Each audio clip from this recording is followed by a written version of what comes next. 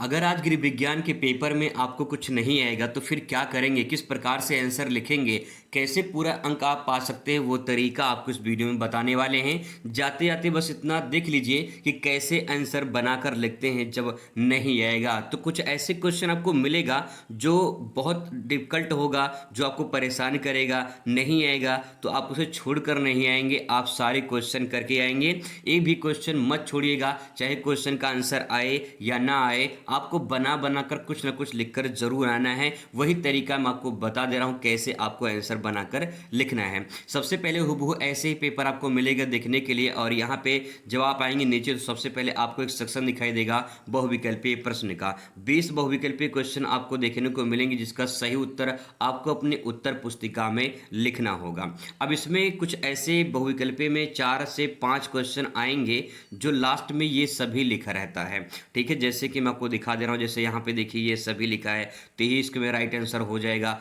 और नीचे यहाँ पे देखिए ये सभी लिखा है। ऐसे क्वेश्चन यहाँ पे देखने को 4 से 5 क्वेश्चन जो है आपको देखने को मिलेंगे। तो ये सभी वाला 99% केसेस में आपका वो आपका सही रहेगा, आप उसे लगा देना। ठीक है, तो आप वहाँ से कर लेना। फिर भी मैं एक बार इस मॉडल पेपर का जितने भी बहुविकल्पीय क्वेश्चन हैं, यानी 20 क्वेश्चन है, उसको एक बार फटाफट बता दे रहा हूं, ताकि जो है अगर यहां से क्वेश्चन आ जाए डायरेक्ट तो आप उससे सही तरीके से टिक कर पाए। तो चलिए एक बार देख लेते हैं फटाफट। निम्न में से कार्य व्यवस्था का साधन है, मानवीय अथवा अमूर्त साधन है, अमानवीय अथवा भौतिक साधन है, या फिर दो ऑप्शन आपको नीचे मिलेगा, फर्स्ट और सेकंड दोनों हैं, या फिर इनमें से कोई नहीं। इसमें आपका जवाब हो जाएगा फर्स्ट और सेकंड, ये दोनों आपका राइट आंसर हो जाएगा। आगे बात करते हैं दूसरे क्वेश्चन पर। कार्य व्यवस्था का मुख्य उद्देश्य निम्न में से किसकी बचत करना है, समय, श्रम, धन, या फिर इनमें से सभी। तो ट्रिक आपको पता चल गया होगा कि जब लास्ट में आपका ऑप्शन इनमें से सभी या फिर ये सभी दिखाई दे तो 99% केसेस में ये 100% सही होता है। ठीक है, अब बात करते हैं अगले क्वेश्चन पर। क्वेश्चन कह रहा है कि निम्न में से कौन आजीविका की श्रेणी में आता है। तो आजीविका की श्रेणी में आता है, ये सभी आपका करेक्ट आंसर हो जाएगा। आगे है क्वेश्चन नंबर नेक्स्ट यहाँ पे कि पोषण का निर्धारण होता है। तो पढ़ने की जरूरत नहीं है, लास्ट में यहाँ पे ये सभी लिखा है, यही आपका राइट आंसर हो जाएगा।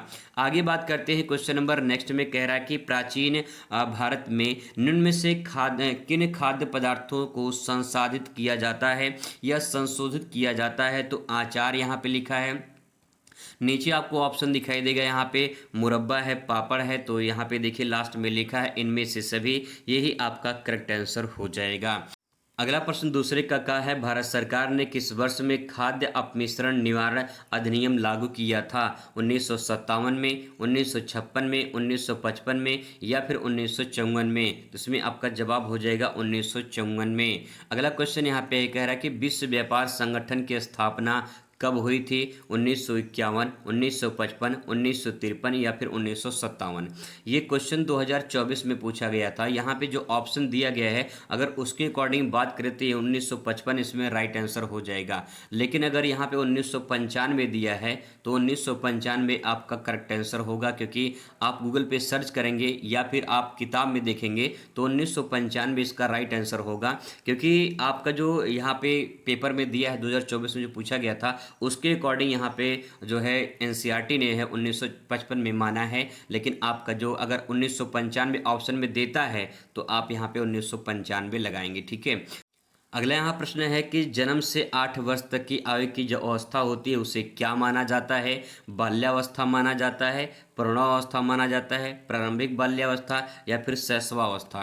तो जो शैशवावस्था है ये 0 से मतलब जन्म से लेकर 2 वर्ष तक माना जाता है, और जो प्रारंभिक बाल्यावस्था है यही आपका जन्म से 8 वर्ष तक माना जाता है। तो यही आपका इसमें करेक्ट आंसर हो जाएगा। अगला यहाँ पे समाज की मूल इकाई क्या है। तो समाज की जो मूल इकाई है वो आपका परिवार हो जाएगा। अगले क्वेश्चन पर आ जाते हैं। क्वेश्चन कह रहा है कि वस्त्र की धुलाई की मशीनों में कौन सा प्रकार सम्मिलित होता है। तो यहाँ पे लास्ट में देखिए इनमें से सभी लिखा गया है। अगला प्रश्न तीसरे का है कि होटल एवं रेस्टोरेंट में सबसे अधिक महत्व दिया जाता है। तो होटल और रेस्टोरेंट में सबसे अधिक महत्व किसको दिया जाता है? स्वास्थ्य एवं स्वच्छता पर, सौंदर्य बोध एवं विशेष सज्जा पर, विसंक्रमण एवं सज्जा पर, इनमें से कोई नहीं। इसमें पहला वाला आपका राइट आंसर हो जाएगा। अगला क्वेश्चन कि फैशन फैड्स का अर्थ क्या है? तो फैशन फैड्स का अर्थ जो है यहाँ पे ये अस्थाई फैशन होता है, यही इसमें पहला वाला राइट आंसर हो जाएगा। अगला यहाँ पे है कौन सा आतिथ्य चक्र का हिस्सा नहीं है? आगमन, कमरे का अधिपत्य, मनोरंजन। मनोरंजन जो इसमें आपका करेक्ट आंसर हो जाएगा। अगले क्वेश्चन की बात करते हैं। क्वेश्चन करा कि कौन सा अधिकार उपभोक्ता की श्रेणी में नहीं आता है? सुरक्षा का, जानकारी का, चुनाव लड़ने का, चयन करने का। तो चुनाव लड़ने का जो है इसमें आपका यही वाला तीसरा वाला राइट आंसर हो जाएगा। अगला है एपीओ का पूरा नाम क्या है? एपीओ का पूरा नाम क्या है? तो फ्रूट प्रोडक्ट ऑर्डर, यानी फ्रूट प्रोडक्ट ऑर्डर इसमें पहला वाला आपका करेक्ट आंसर हो जाएगा। अगला क्वेश्चन कि जनसंपर्क के 7 सिद्धांत किसने बनाए हैं? विलियम्स, चार्ल्स विलियम ने, ऑर्थर पेज ने, निकोलस ड्यूक ने, इनमें से कोई नहीं। तो जवाब हो जाएगा पेज ने। किसने? ऑर्थर पेज ने बनाया था। अगला क्वेश्चन यहाँ पे है, कह रहा है जनसंपर्क के प्रकार हैं। तो जनसंपर्क के जो प्रकार हैं वो लास्ट में यहाँ पे देखिए इनमें से सभी लिखा है, यही आपका करेक्ट आंसर हो जाएगा। संचार का जो माध्यम है इनमें से सभी, यही आपका राइट आंसर हो जाएगा। और संचार के जो लाभ हैं इनमें से सभी, यही आपका राइट आंसर हो जाएगा। और लास्ट में यहाँ पे देख पाएंगे कि गृह की सुव्यवस्था है, तो गृहिणी में कौन सी गुण होने चाहिए, इसमें ये भी आप सभी का राइट आंसर हो जाएगा।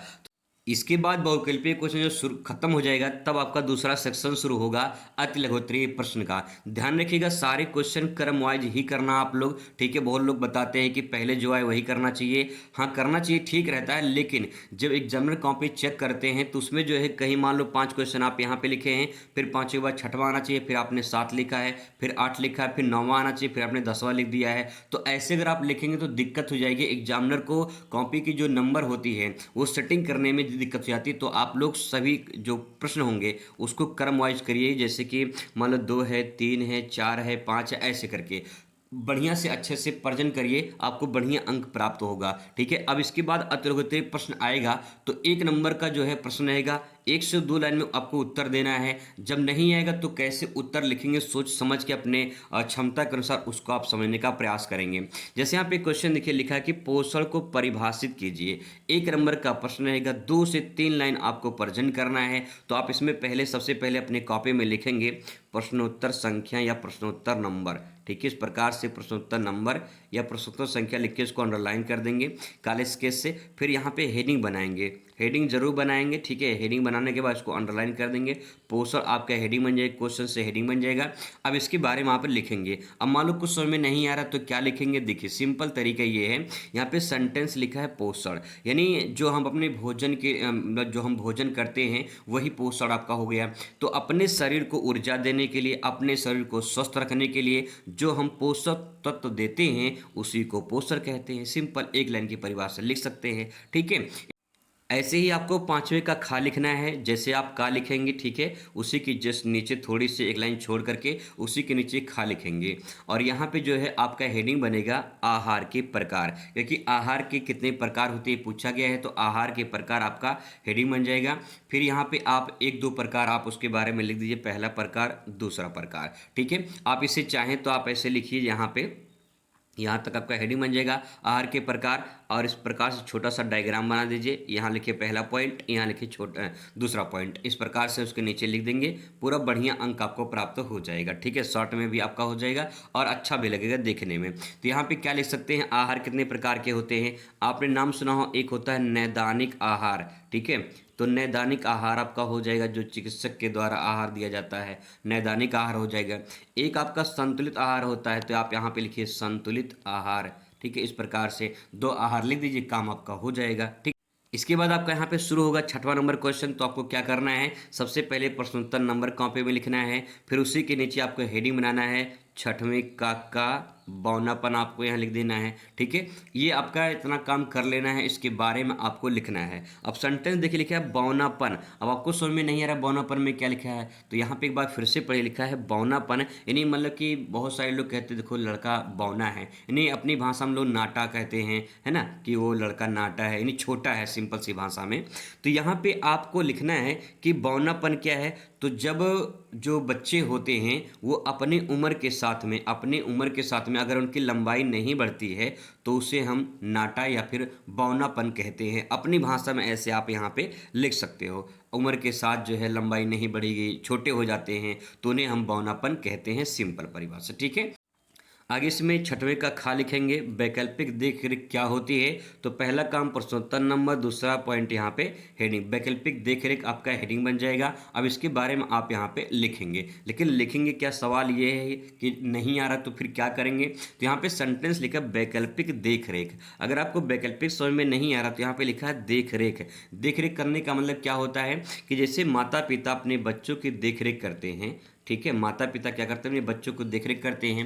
अब मान लो कि माता पिता नहीं है, जॉब पे चले गए हैं या नहीं हैं, तो बच्चों की देखरेख कौन करेगा, वही आपको यहाँ पे बताना है। ठीक है, तो माता पिता जैसे अपने बच्चों की देखरेख करते हैं, अगर माता पिता नहीं हैं तो बच्चों को देखरेख या तो बाल केंद्र में करते हैं, शिशु बाल केंद्र में, या फिर परिवार के जो अन्य सदस्य होते हैं जब वो देखरेख करते हैं तो उसी को हम कहते हैं वैकल्पिक देखरेख, सिंपल। ठीक है, अगला प्रश्न यहाँ पे 7वां नंबर क्वेश्चन देखिए। 7वां नंबर क्वेश्चन में सबसे पहले काम करेंगे आप प्रश्नोत्तर नंबर डालेंगे, हेडिंग आप बनाएंगे यहाँ पे मॉन्टेसरी स्कूल, आपका यहाँ पे हेडिंग बन जाएगा 7वें का।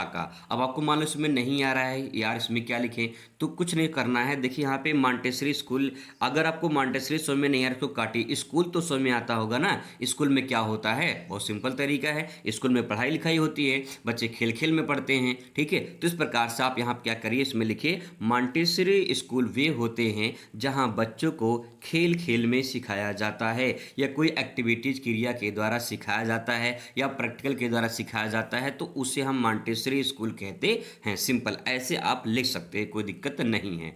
ठीक है, फिर इसके नीचे यहाँ प्रश्नोत्तर नंबर दूसरा जो है 7वें कक्षा लिखेंगे। प्रेक्षण गृह से आप क्या समझते हैं, तो आपका हेडिंग बनेगा प्रेक्षण गृह। अब इसके बारे में आप यहाँ पे लिखेंगे। अब सवाल है कि इसमें क्या लिखेंगे, प्रेक्षण गृह में कुछ समझ में नहीं आ रहा है तो यहाँ पे देखिए, अगर प्रेक्षण समझ में नहीं आ रहा तो गृह आपको समझ में आता है ना, गृह विज्ञान।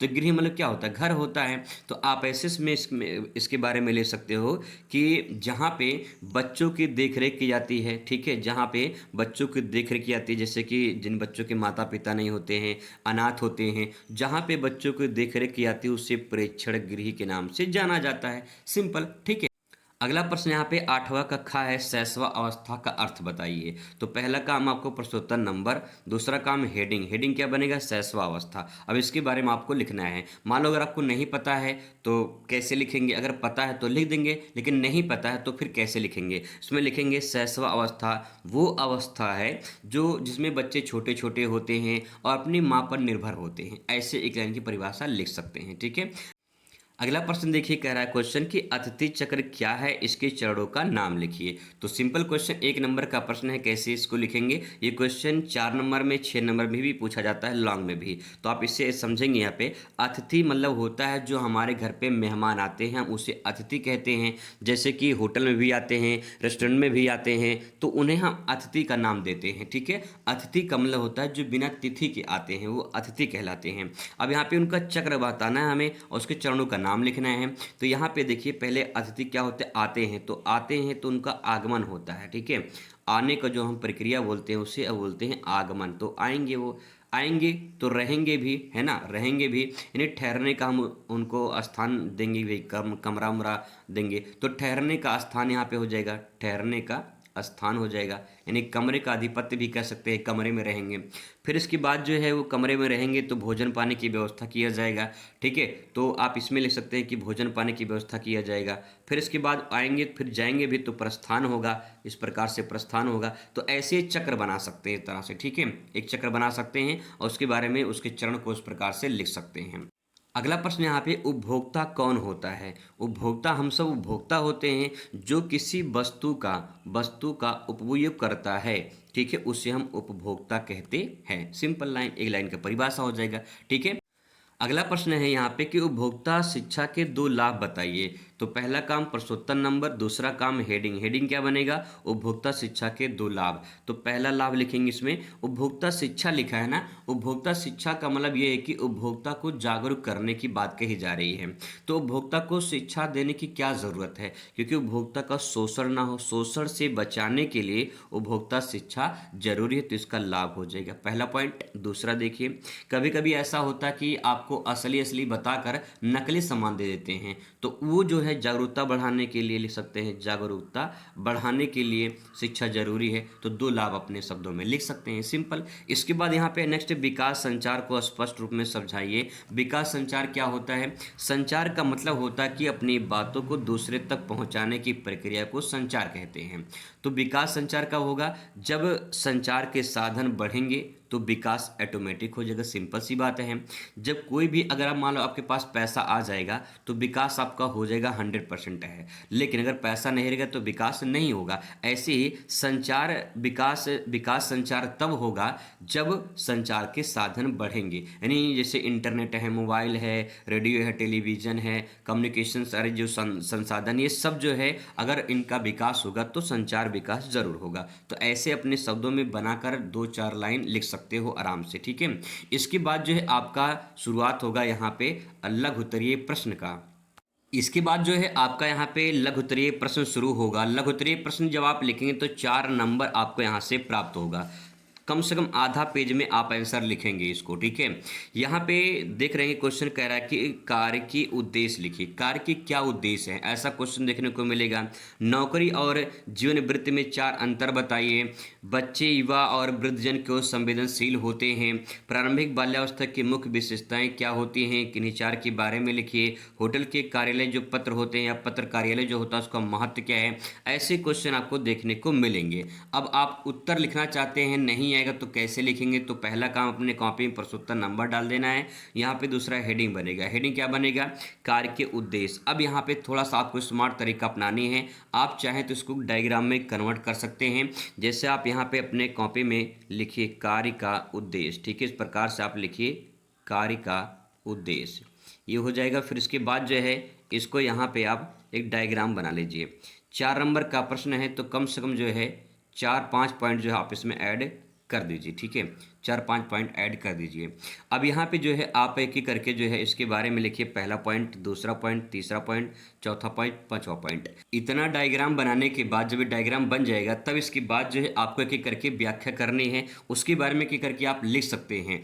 अब यहाँ पे देखिए क्या लिखेंगे, सवाल ये है लिखेंगे क्या इसमें। तो यहाँ पे कार्य लिखा है। अब पहला पॉइंट लिखेंगे कार्य का उद्देश्य क्या है, हम सब काम क्यों करते हैं, या फिर कोई व्यक्ति हो काम क्यों करता है।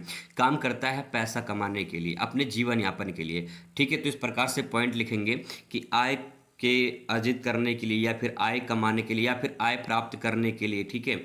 आय प्राप्त करने के लिए लोग क्या करते हैं, कार्य करते हैं, पहला पॉइंट। दूसरा में क्या लिखेंगे, अपने जीविका के लिए, अपने जीवन यापन के लिए। तो यहाँ पे लिखें जीवन यापन के लिए लोग काम करते हैं, ठीक है। तीसरा पॉइंट क्या लिखेंगे इसमें, क्योंकि 4 नंबर है तो 4 पॉइंट आप कम से कम लिखेंगे। देखिए कुछ लोग ऐसे होते हैं जो समाज सेवा करते हैं, तो भी तो काम है।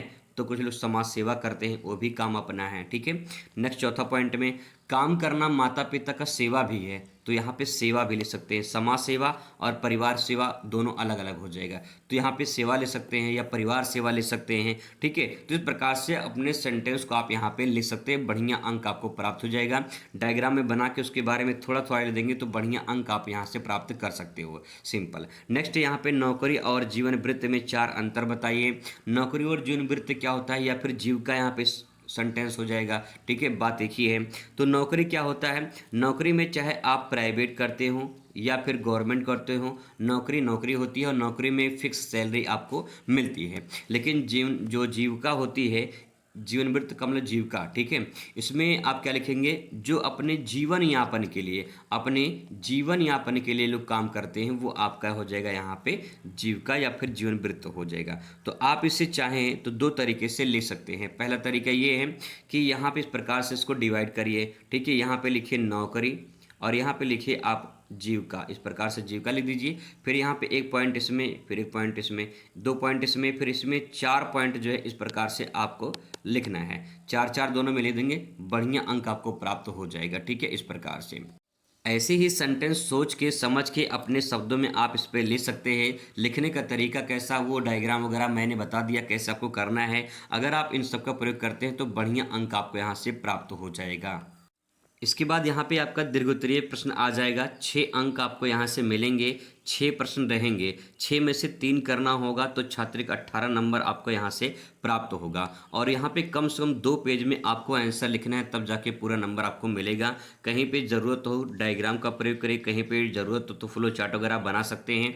अच्छे से पर्जन करेंगे तो पूरा नंबर आपको यहाँ से मिलेगा। यहाँ पे जैसे प्रारूप दिया है ऐसे ही क्वेश्चन आपको देखने को मिलेंगे। फैशन चक्र के बारे में पूछा जा सकता है, तो आप सोचिए कि फैशन पहले आता है, ठीक है, पहले उसका प्रचार होता है, तो फैशन जब आता है तो प्रचार होता है, धीरे धीरे लोकप्रिय होता है, फिर ऐसा स्थिति आता है टॉप पर पहुंच जाता है कि बहुत जबरदस्त वो फैशन चलता है। इसके बाद धीरे धीरे उसमें क्या होती है, गिरावट देखने को मिलती है। फिर एक दिन ऐसा आता है जब उसका पतन हो जाता है, खत्म हो जाता है। जैसे कोई गाना होता है वायरल होता है जब, तो धीरे धीरे वो वायरल होगा, एक ऐसा आता है सिचुएशन जो है एकदम टॉप पर पहुंच जाता है। जैसे इस टाइम पे गाना चल रहा है कि गूगल बता दो मुझे खुश रहने की दवा, इस टाइप का जो गाना चल रहा है वो ट्रेंडिंग में चल रहा है, तो अभी वो टॉप पर है गाना, धीरे धीरे क्या हुआ, पतन पे रहेगा, धीरे धीरे धीरे समाप्त हो जाएगा। तो ऐसे ही फैशन भी होता है। फैशन की जो शुरुआत होती है जब प्रचार में आता है, प्रचलन में आता है, धीरे धीरे करके के टॉप पर पहुंचेगा, फैशन पीक पर पहुंच जाएगा, फिर धीरे धीरे गिरावट आ गई, उसमें पतन हो जाएगा एक दिन।